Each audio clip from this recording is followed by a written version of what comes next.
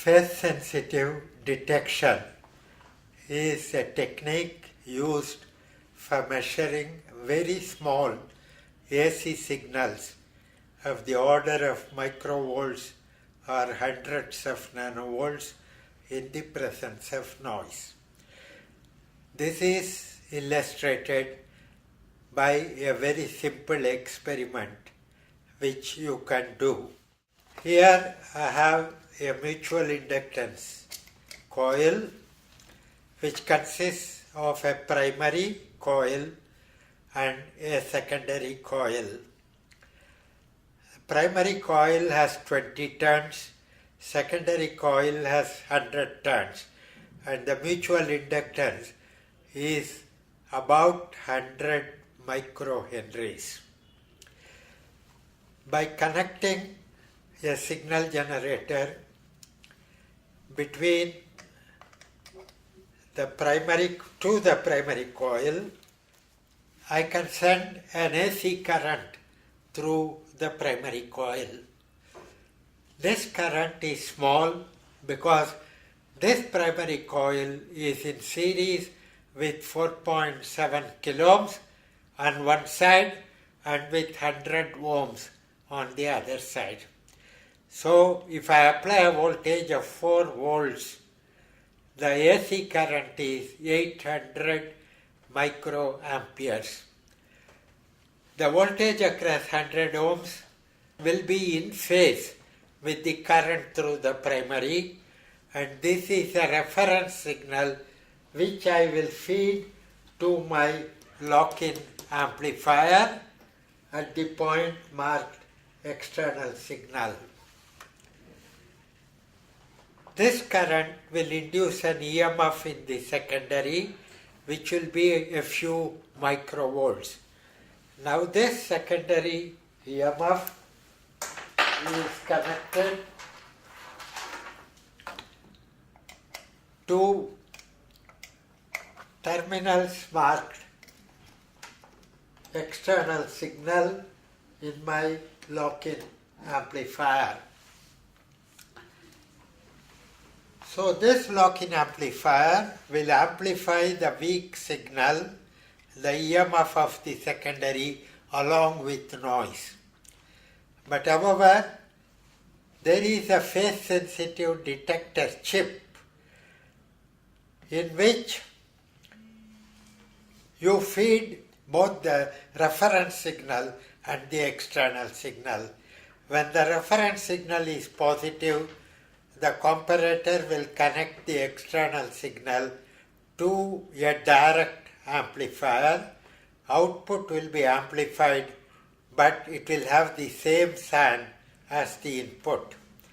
When the reference signal is negative, the comparator will connect the weak signal to an inverting amplifier.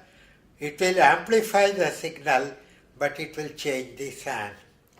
So when the reference signal and the weak signal are in phase, the output of the phase-sensitive detector chip will look like a full wave rectifier output.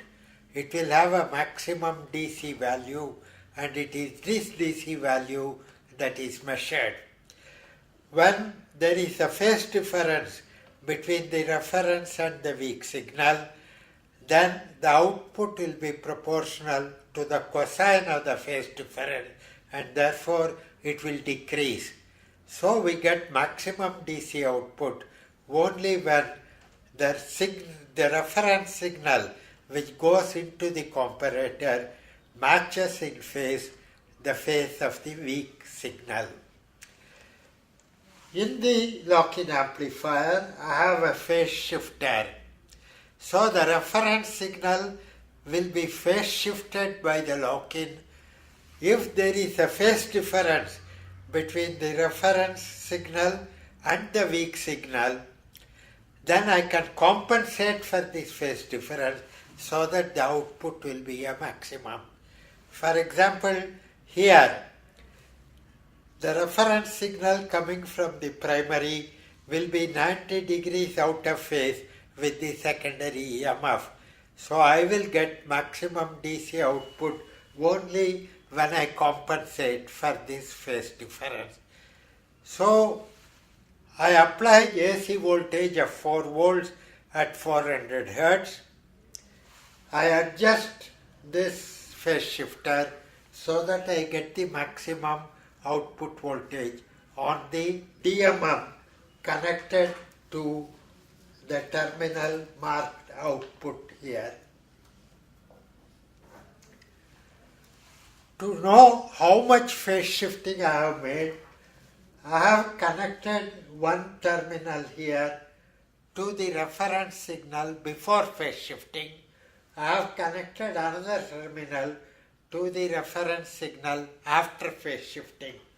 They can be connected to two channels of this cathode ray oscilloscope. So the signal, reference signal before phase shifting, goes along the x axis, and the reference signal after phase shifting goes along the y axis, and therefore you see a Lissajous figure on the oscilloscope. When the phase difference is 0, the Lissajous figure is a straight line at 45 degrees to the x-axis. When the phase difference is 90, it is a circle. And in between, it will change from a straight line to a circle as you increase the phase difference from 0 to 90. If you go beyond 90, then you get an ellipse with the major axis at an angle greater than 90 to the x-axis, and when the phase difference is 180, you will get a straight line which is at 135 degrees to the x-axis.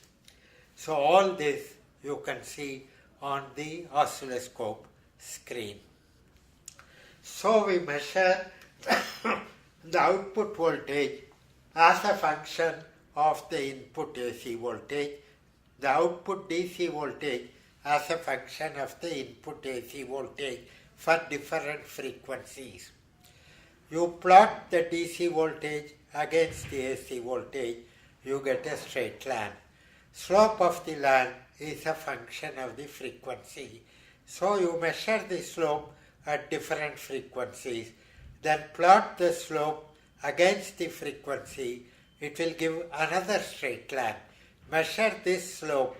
From this slope, one can calculate the mutual inductance, provided one has calibrated the lock-in amplifier.